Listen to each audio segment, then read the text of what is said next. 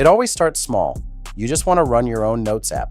Then suddenly, you're port forwarding through double NAT, debugging DNS at midnight, and configuring your Jellyfin server like your life depends on it. Self-hosting in 2025 is not just a hobby, it's a power move.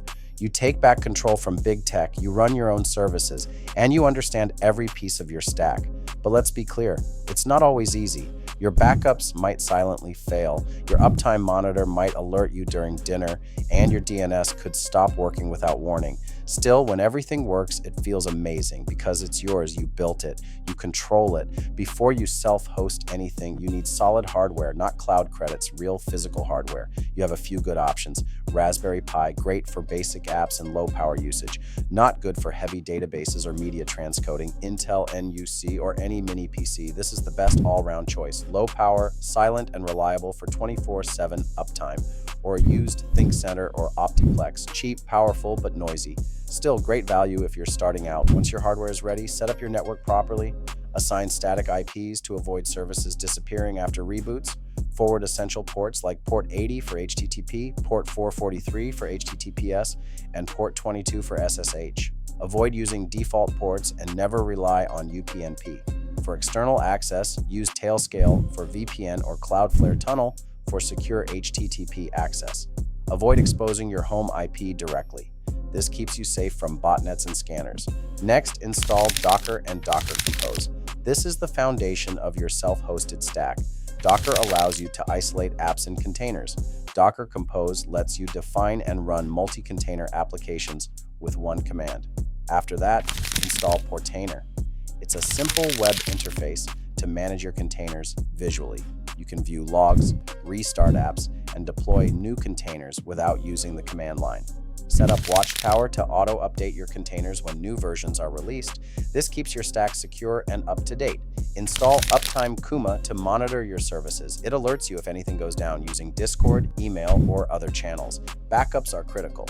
Use tools like Duplicati for scheduled GUI backups or Restic and rsync for command line options. Automate your backups. Back up your Docker Compose files, configurations, and volumes. Store copies on an external drive or a different machine. Now let's talk about what I actually run. Logsec for markdown notes and second brain style thinking. Jellyfin for streaming media files with no tracking.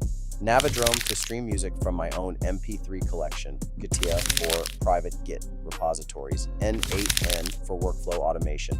Google for private Google search results. LinkedIn for self-hosted bookmarks. RSS Hub and Fresh RSS to turn anything into an RSS feed and read it privately. QBitTorrent with WebUI for downloading files, and Uptime Kuma for monitoring.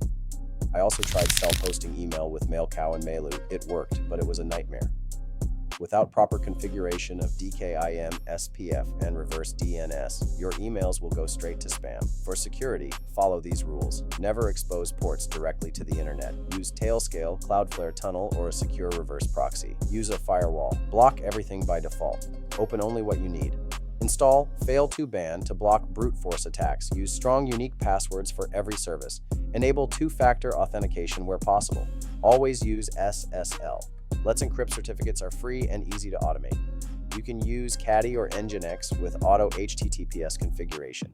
Finally, back everything up, not just data, but also configuration files and Docker Compose setups. Use cloud storage, a USB drive, or another machine. Do it regularly and test your restore process. Why do I self-host? Because I want to understand what I'm running, because I want to own my data, because I like solving problems and building my own infrastructure. Why might you not want to self-host? Because it breaks, because it requires time and attention, because software as a service is easier, but you don't have to self-host everything. Start with one app, your notes, your media, your bookmarks. One small step is enough. You don't need to be an expert, you just need curiosity and persistence. Self-hosting is not about perfection, it's about ownership.